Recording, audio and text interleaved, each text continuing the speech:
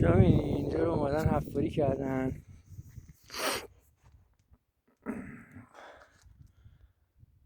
جای قشنگیه اینجا هم خیلی مشکوکه. نگاه کنید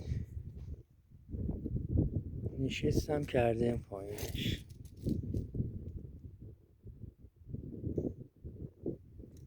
بعد این سنگا رو نگاه کن. سنگا فکر کنم این بالا بوده. این سنگا رو هل دادن رفته پایین. سنگایی که سنگای نشون بوده.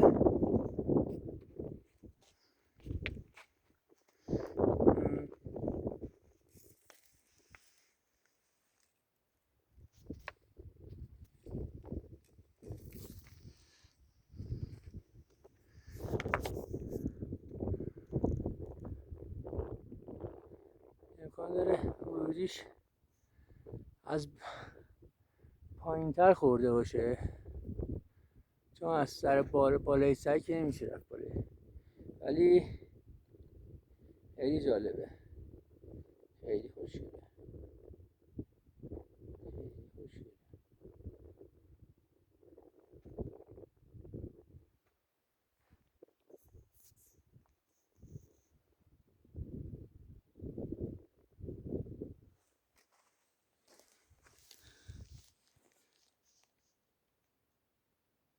خورده بودن به